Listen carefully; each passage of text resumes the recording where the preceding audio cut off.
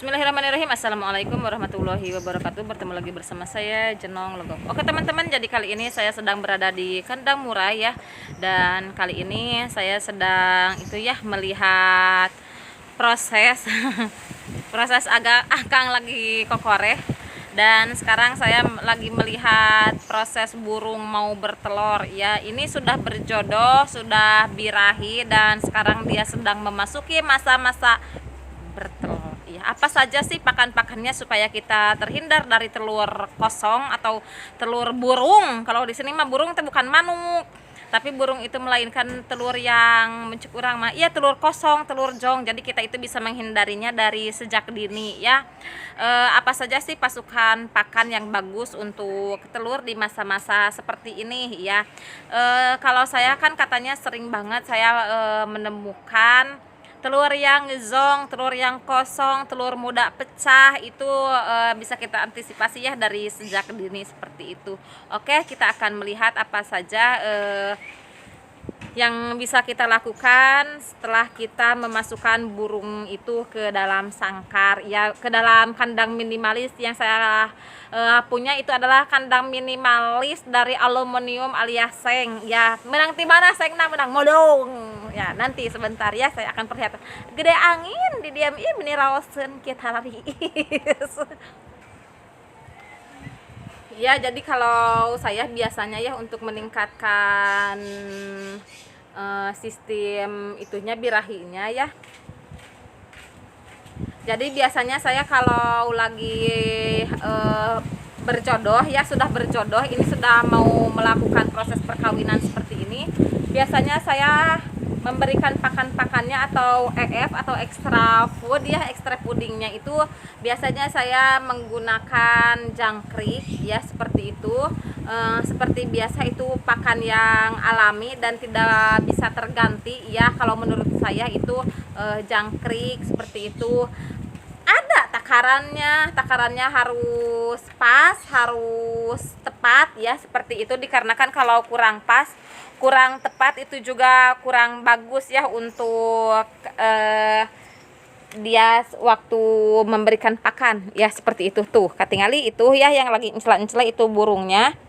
Di sini aku kasih jangkrik, itu jangkrik ulat Hongkong juga ada. Dikarenakan di sini akang lagi uma ome ya, jadi saya tidak bisa saya tidak bisa mengamera ke dalam dikarenakan ini lagi ada pemasangan lampu ya. Dikarenakan ini kandang yang satu dan ini juga mau diisi lagi satu ya. Kita beternak kalau untuk pemula beternak jangan banyak-banyak dulu. Untuk pemula beternak cukup 2-3 pasang dulu ya, 2-3 jodoh dulu ya. Tilu pasang begitu ya, aji kaya saya ngomong bahasa Indonesia. Dan kalau saya biasanya itu ya untuk pakan-pakannya yang bagus itu untuk menghindari telur zong, untuk menghindari telur muda yang pecah ya, telur muda yang pecah sebelum waktunya makan sayang ya, itu kalau mubazir ya, hamur seperti itu. Aduh, ini anak saya itu biasanya saya itu memberikan takaran yang pas ya. Jangan begini, hari ini dikasih jangkrik 5, besok dikasih jangkrik 3, atau besoknya lagi dikasih jangkrik 10, besoknya lagi tidak dikasih jangkrik. Itu juga tidak baik, tidak bagus itu buat konsumsi jangkrik itu tidak bagus untuk pertumbuhan dan kesehatannya. Seperti itulah kalau menurut saya mah, diambil garis besarnya mah. Jadi kalau ngasih pakan itu harus yang pas. Kalau dikasih 10 ya 10 setiap hari, pagi 10, siang 10, sore 10, seperti itu. Kan makannya mah sehari 3 kali seperti minum obat ya. Kalau aku seperti itu. Kalau untuk menghindari telur zong cenah teh gimana? Iya sama seperti itu.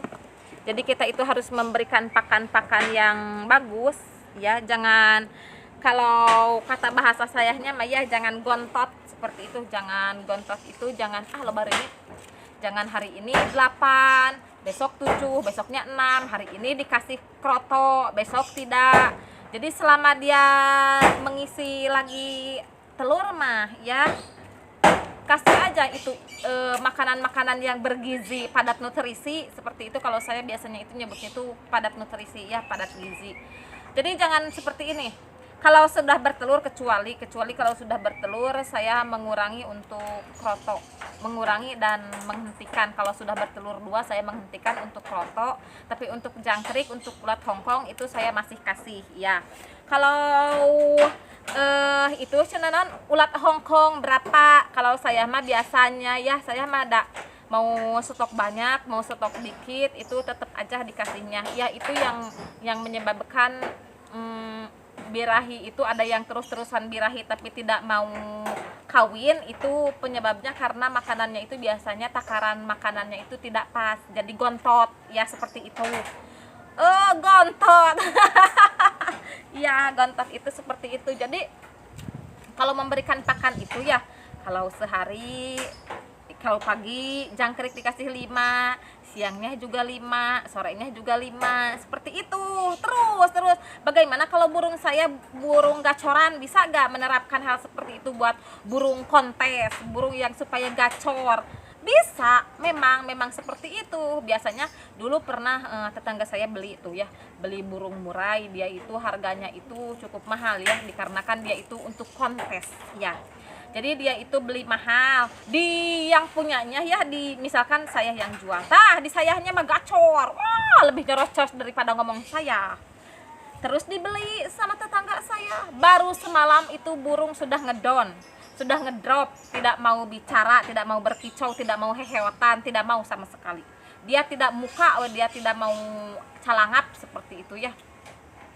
Jangankan membuka isian hutan ya, dia nganga aja dia sudah tidak mau. Apa penyebabnya? Kalau untuk burung yang seperti itu, apakah stres dari kepemilikan si A berpindah ke si B? Itu juga kemungkinan, tapi kemungkinan besarnya biasanya salah di settingan pakan. Jadi saya sarankan buat kalian yang membeli burung ya, membeli burung gacoran, membeli burung buat kontes, tanyain dulu settingan pakannya kalau benar-benar mau beli mani. Makanya saya kalau beli burung itu jarang itu, saya mah belinya di, misalkan seperti saya nih, di pribadian. Jadi kita tanya settingan pakannya, bakalan ngasih tahu settingan pakannya. Biasanya kalau yang punya tidak ngasih settingan pakan ya, tidak ngasih tahu settingan pakannya seperti apa, takaran pakannya seperti apa. Cuma dia ngasih tahu aja, saya mah ngasih jangkrik, ulat Hongkong segitu aja sama pur. Nah, berarti itu mah PR buat kita. Bener segitu ngasihnya? Ya. Kita kasih tuh jangkrik. Kita kasih 10 misalkan. Lihatin satu berapa yang habisnya tuh pagi-pagi. Harus detil dulu. Pagi habis 5 misalkan. Ulat Hongkongnya kasih 7, bisa 2, berarti ulat Hongkong dia makan 5. Nah, buat makan siang, sorenya juga samain. Berarti jangkrik 5, ulat Hongkongnya juga 5. Nah, seperti itu. Jadi insya Allah kalau seperti itu mah dia akan menerapkan hal yang sama seperti di kepemilikan semula, seperti itu. Buat yang gacoran itu mah. Tapi buat yang ini mah ya, buat yang ternakan seperti itu tuh suami saya dan anak saya yang lagi gegetret dikarenakan banyak renyit di sini mah. Biasanya saya memberikan settingannya seperti itu. Kan sekarang udah berjodoh tuh, lihat. 2 ya di jero kandang itu 2.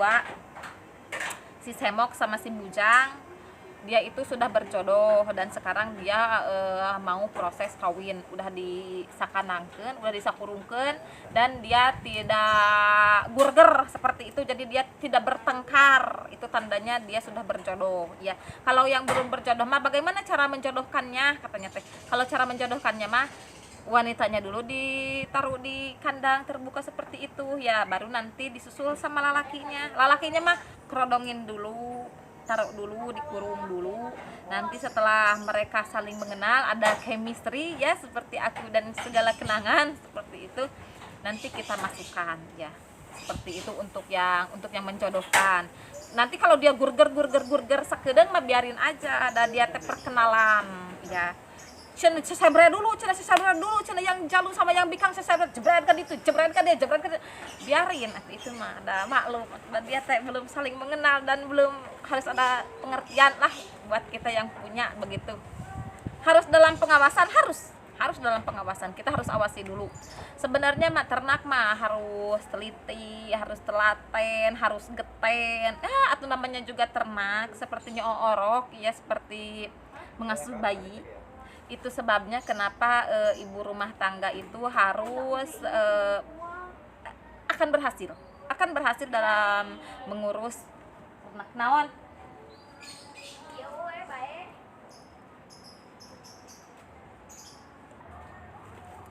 Itu sebabnya kenapa saya sering katakan ibu rumah tangga pasti ibu rumah tangga akan berhasil dalam beternak murai. Dikarenakan apa? Dikarenakan ibu rumah tangga itu sudah sabar, sudah sadar, sudah geten, sudah telaten dalam mengurus anak. Kita terapkan hal seperti itu dalam mengurus burung murai ya. Pagi-pagi kalau saya ya pagi-pagi kita sharing aja sedikit buat ibu rumah tangga, buat yang nontonnya itu para ibu-ibu rumah tangga, kita sharing sedikit melenceng dari tema ya. Kalau ibu rumah tangga itu pagi-pagi kan kita menyiapkan makan buat anak-anak, sarapan buat suami, dan juga banyak sekali pekerjaan-pekerjaan lain yang harus kita lakukan ya, seperti itu. Kalau saya biasanya pagi-pagi itu mengurus anak. Setelah mengurus anak saya mengantar anak ke sekolah. Setelah mengantar anak ke sekolah, lalu apa yang akan kita lakukan? Mencuci ya, seperti itu, memang seperti itu biasa. Tapi kan kita bisa masuk dulu ke kandang, kita bisa ngasih dulu pakan ya, kita bisa ngasih dulu pakan naon iya di dapur beneran rame itu akang lagi ngomekin kandang, dikarenakan nanti mau kita masukin lagi burung yang kedua ya, burung yang penjodohan kedua. Saya biasanya setelah mengantarkan ke sekolah ya, saya rendam dulu cucian. Setelah saya sambil menunggu cucian, rendaman cucian, saya akan mengurus dulu burung. Jadi setelah saya mengantar ke sekolah, saya segala macam dulu di rumah, barulah jam 7 jam 8 pagi saya mengurus burung. Ya, mengurus burung itu dengan cara melihat pakannya. Pakan saya kasih buat 1 hari ya. Buat 1 hari itu kalau jangkrik saya kasih untuk 2 itu ya, untuk 2 biji saya kasih 16, untuk 2 biji burung, untuk sajodo burung saya kasih 16, ulat kroto saya kasih 1 sendok, dan untuk pur saya kasih aja daungin di situ. Pur mah kadang seminggu sekali, kadang 2 minggu sekali. Dah kalau untuk peternak mah tidak banyak menggunakan pakan pabrik, tidak menggunakan banyak pakan pabrik. Untuk peternak kita biasanya menggunakan extra fooding yang berada di halaman-halaman makhluk hidup lah, seperti itu, seperti jangkrik, ulat Hongkong, ulat Jepang, kroto, dan juga ulat kandang. Biasanya seperti itulah untuk peternak biasanya. Jadi jarang ada dopingan-dopingan yang kayak yang burung gacoran seperti itu, jarang kalau untuk yang beternak mah ya. Makanya burung ternak itu kurus-kurus, itu karena dia kurang lemak ya. Kalau yang banyak lemak itu jarang ngenog, susah. Kalau yang burungnya itu galaremo itu susah banget, kalau menurut saya mah susah ditelorin, susah nogin seperti itu. Jadi susah buat kita nyate. Jadi untuk pakannya itu untuk pakan supaya telur muda tidak pecah, supaya telurnya itu tidak zong. Biasanya saya hanya menggunakan jangkrik dengan settingan pagi 8, siang 8, dan sorenya juga 8 untuk seperti itu.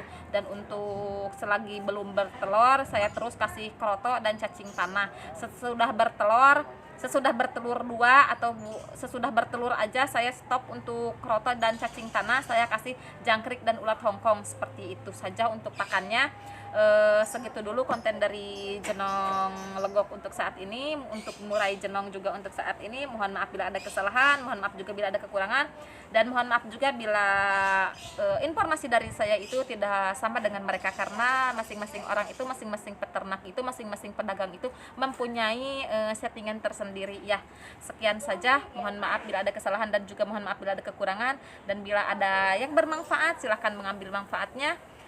Terus pantengin channel Murai Jenong, dan jangan lupa saya minta dukungannya buat support YouTube saya yang kedua dengan cara subscribe, like, dan komen, dan share di media sosial kalian ya. Wabillahi taufiq wal hidayah. Wassalamualaikum warahmatullahi wabarakatuh.